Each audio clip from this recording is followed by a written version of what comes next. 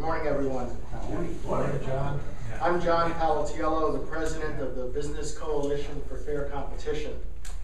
BCFC advocates public policies that promote the utilization of and reliance upon the private sector by government at all levels, and policies that eliminate unfair government-sponsored competition with private for-profit enterprise, including America's small business.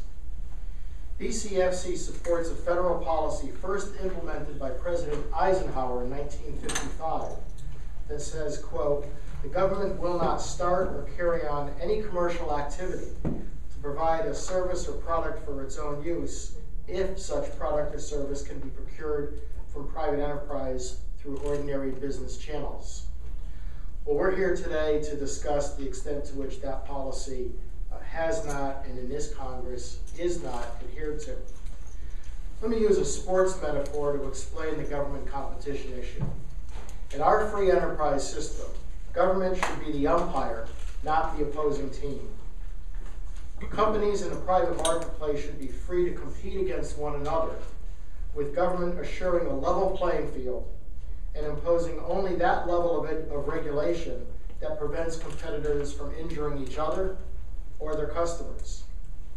For-profit companies should not be subjected to unfair competition created by the government itself. We've heard a robust debate in this year's campaign about the size of government. Well, let me put that discussion into perspective. Today, the federal government has a workforce, not including the Postal Service and not including our uniformed men and women in the military.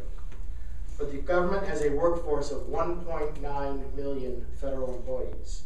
Of that amount, 850,000 are in positions that are commercial in nature. When we think about government, we think about FBI agents, we think about Secret Service who protect the president, we think about civil service employees who determine citizens' Social Security benefits or eligibility, civil service employees who obligate our tax dollars, those who command our military, prosecute criminals, and make public policy.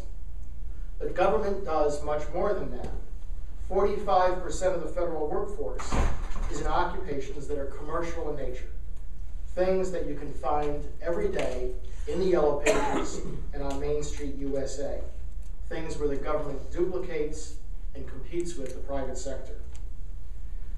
Today we have federal employees who make maps, who cook and serve food, who mow lawns, paint walls, launder clothes, survey the land, design roads and buildings, write software, create websites, operate buses, provide childcare, and do thousands of other things that are readily available, usually better, faster, and cheaper, from America's small, medium, and large businesses.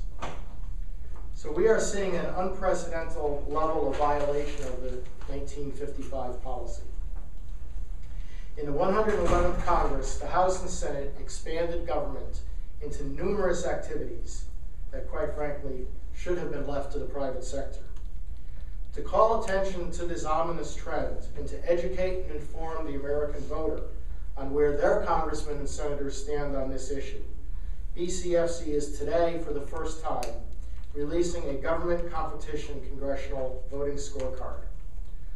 We've researched and analyzed 10 key votes in the House and Senate respectively, where there was a clear issue of government competition, government duplication, government as the opposing team, or government creating an unlevel playing field for private enterprise. We've provided the American public with a clear and concise guide to who in Congress actually supports free enterprise and small business, and who supports a bigger government that competes with private enterprise.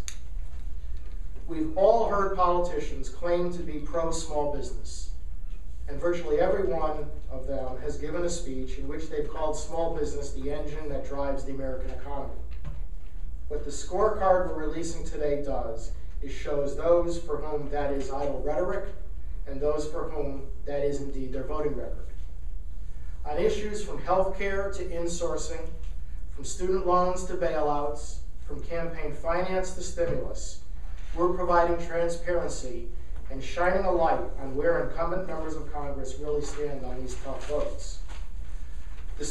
We hope this scorecard will help continue a thoughtful debate on the role of government in 21st century America. We believe it will help the American people to understand the choices we are confronting, and we believe it will make the next Congress more aware of the consequences of such votes. Copies of the scorecard are available here today, and it is available on the BCFC website, www.governmentcompetition.org. And right on the homepage is an icon, a photo of the scorecard, and you click on that and you'll get a PDF that is printable and downloadable.